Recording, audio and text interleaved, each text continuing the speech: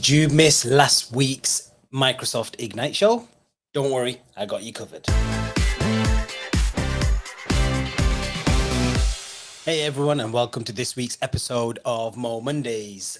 This week's episode is going to be a pretty special episode because if you missed out last week's Microsoft event, the Ignite event, where Microsoft pretty much will announce all the cool stuff, and there's literally hundreds and hundreds of different things across all the different products and services Microsoft provide that they did announcements for, and case studies and all sorts, some amazing stuff that came out of Ignite. However, there is a ton of it, and sometimes people can get really lost. So in this week's episode, I'm going to spend a little while just really talking about kind of the highlights around the Microsoft Teams Rooms part of the business, which is the stuff that we're really interested in. So what did Microsoft announce during Ignite? So I'm going to go ahead and share a blog that Microsoft have on their Teams blog.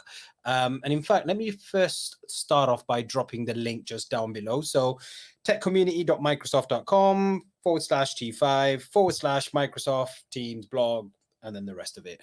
If you get onto that, that will then get you onto the Teams blog. So let's go ahead and share. So here we go.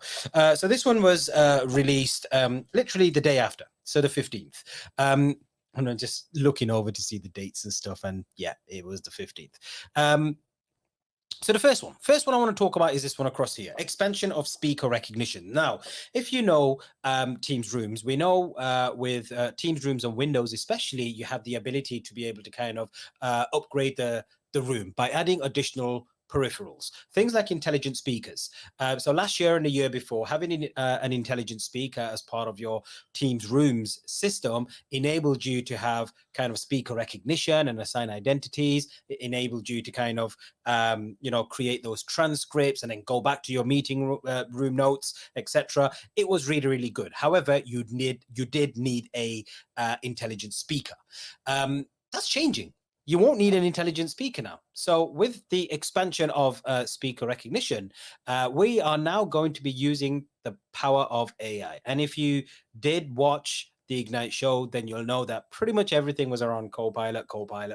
And again, this just comes to show where Copilot and the power of AI is actually creeping into Teams Rooms as well, into the meeting room space. So you'll see across here, what Microsoft is now going to do is a lot of the work actually is now happening up there in the cloud. By using Microsoft AI, they are going to be able to process voices in the cloud, very similar to Cloud IntelliFrame that Microsoft already do today.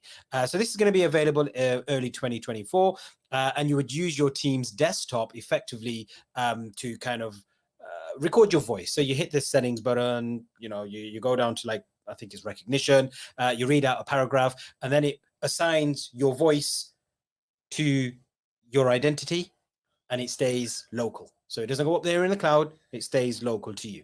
And then, of course, by using the power of AI, when you're in a Teams meeting and you start talking, it will be like, I know that voice, that's Mo. And then we'll have Mo, and it'll have all the kind of transcripts going across there. And you'll see that with the little GIF. Another great announcement that was made is, Ilya really loves this, by the way, is trying to bring Teams Rooms down to kind of the sub $1,000 mark. And they've managed to achieve that. So there is a new kid on the block called MaxHub, and MaxHub have released this X Core kit, which effectively will change your BYOD room. So if you've got a BYOD room with, let's say, dumb cameras, speaker, mic, etc., and then you add the core kit to it, that will effectively change it into a native Teams Room solution. Now, of course, the X Core kit is going to be under $1,000. Across here, it's showing $799 US. So that's pretty cool. But of course, other OEMs are going to bring it. I know for sure PolyHP are bringing a very similar thing very soon. I believe it may have also been announced during Ignite as well, where HP Poly will also have a core kit, and no doubt other OEMs will be doing that. But MaxHub is called out here. It is designed to be relatively cheap to change your BYOD solution into a native Team solution. So that's really good, and that's great on the Windows platform. Of course, if you are looking at Android, then there are a couple of devices out there that are under the sub $100 $1,000 mark. Yealink have one, the Meeting Bar A10. That's a relatively cheap device. And again, it gives you that all-in-one kind of solution as well. Next thing that's on the list across here is low friction Teams rooms deployment. So especially for those organizations that are doing large scale deployments, it can become a nightmare when you've got to sit there and enter username, password manually and then try and figure out where it is and all the rest of it. And, it can become a nightmare. So a lot of organizations, a lot of resellers have been calling for this for a long, long time. So Windows Autopilot. Windows Autopilot is coming with auto login of Teams rooms. And it's very, very easy where you now have the ability to actually kind of provision these devices in the cloud. And when they go into a room, instead of it taking days for you to provision all of these devices, it'll now take hours. And the other thing that Microsoft is now going to be doing as well. So those devices that don't have Windows Autopilot or auto login, they are also bringing OTPs or one-time passwords. So you have the ability to kind of create the account, create an OTP, and then when you get into a room, you simply just enter that OTP and it will effectively provision that device for you. So again, very, very easy ways to go ahead and do large-scale deployments. OTPs are already available on Windows devices, by the way, so that's kind of a good thing. But the one using Windows Autopilot is coming across pretty soon. So it says here, on Windows, will start by the end of this calendar year. To sign up, reach out to your Microsoft account team. Your Microsoft account team. If you're in the Americas, that'll be Jimmy. If you're in Europe, that'll be Rob Carlson and Michelle Bauman. And if you're in Asia Pac region, that'll be my very good friend Higgsy. So give them all a shout or drop a comment down below, and then we can ping across their details to you. Okay, what else do we have? This one here for me, it's probably the most exciting, the biggest one, right? I get asked all the time, how do you share your screen? How do you remote into a device? And currently, there's many methods that people will use by using third-party software to remote into device. And having third-party software just creates an element of a security risk. There's potential, not Windows, but the app itself, there's potential for a security risk happening through that as a kind of threat vector coming through there. So finally, Microsoft is now bringing it native. So on the Teams Rooms Pro Management Portal in 2024, I believe it should be here by H1 next year. So I think closed preview starts this quarter, and usually if closed preview starts, then they're not too far ahead. Providing everything goes well, we may see it Q1 next year, right? And this will allow IT to have the ability to be able to remote into Windows machines, to be able to kind of go ahead and change settings and do whatever you want for many, many different reasons of why people want to do that, or IT want to do that. So that is super important. I love this one. I cannot wait for that one to come across. Okay, what else do we have here? Teams apps update to include devices certified for Teams. So now within the desktop version of Teams, you can download an app, which is effectively the Teams Store app, and any Teams certified devices will be shown inside there. And even depending on where you are in the world, you'll be able to order directly from there as well. It's a good way for you to be able to actually see all the certified devices that sit across the Teams Rooms portfolio. So that's amazing. If you have been watching some of my earlier episodes, one of the episodes was actually about insights, the reporting. So on the Pro Management Portal, Microsoft's done a great job in terms of the insight reports that it pulls across, how many hours saved, how much money's actually been saved as well. And they've called that out during Ignite, and some of the additional features are GCC tenants, so government cloud tenants are now supported, and the ability to monitor Teams panel devices. So that is really, really good. Okay, what else do we have here? So new features on Teams Rooms Windows. Perfect. So join meetings fast with ultrasonic proximity. So currently, proximity join is by using Bluetooth. And there can be a few issues with Bluetooth, right? If there's walls in the way, if there's a lot of kind of Bluetooth traffic around, it can cause some issues. And now we have the ability to actually use the ultrasonic proximity as well. So that one is really, really good. And that's already available today. Teams live events and Teams Town Hall. So newly announced Teams Town Hall is coming to Teams Rooms next year. At the moment, you're still allowed to kind of participate in Teams live events. And then, of course, when Teams Town Hall, God, there's a lot of T's. Teams Town Hall comes through. It will be available on the Teams Rooms platform as well. So that says early next year. Next, what do we have? Surface Hub 3 now runs Teams Rooms and Windows.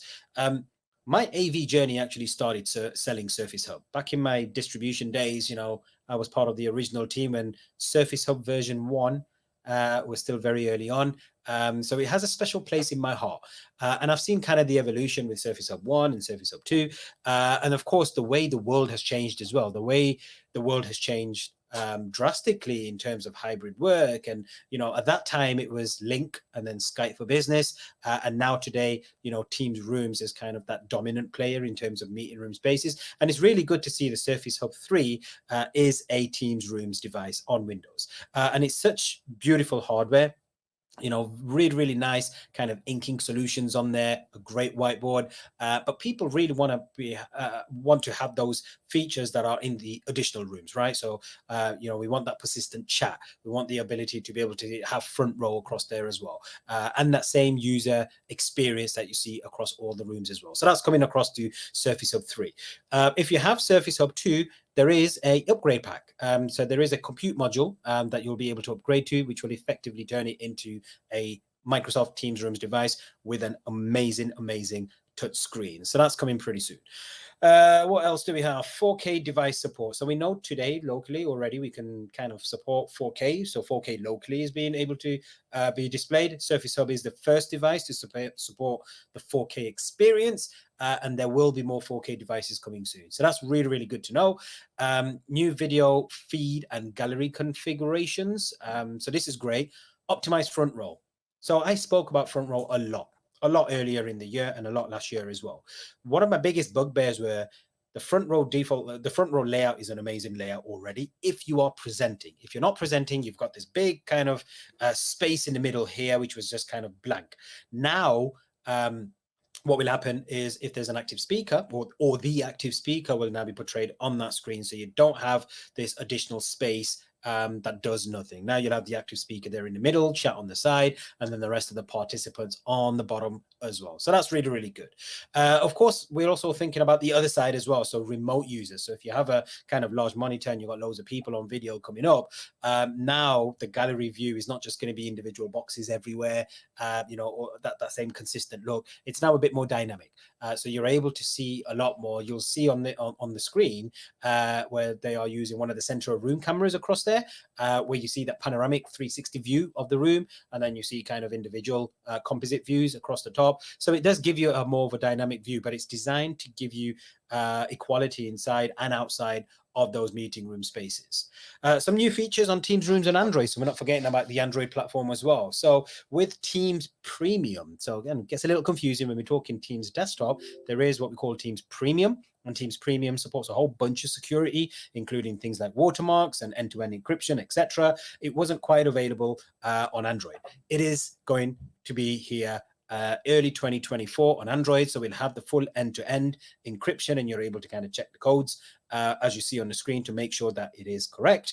And then, of course, the watermark feature as well, which is actually really, really good because a lot of times things get leaked, right? Especially when there's NDA sessions, and having the watermark feature helps that asset tracking element. So you can, if it's been leaked, then you can see, with the watermark, who's actually kind of leaked it, etc.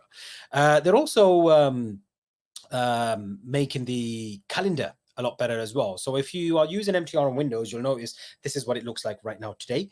On Android, it's a bit more basic. On Android, it just shows today's date, and that's pretty much it. But what will happen with Android coming very, very soon is you'll have the additional dates come across and the ability to kind of ad hoc add more meetings in, etc. So we're bringing that consistent layout across the board as well. Okay. Do check out the blog. There's a ton of stuff in here. I'm already at my 15-minute mark, so I am going to have to stop. There's some additional features like, BYOD solutions. So how do we make BYOD where it's trackable? I'll probably do another session on that, to be honest with you.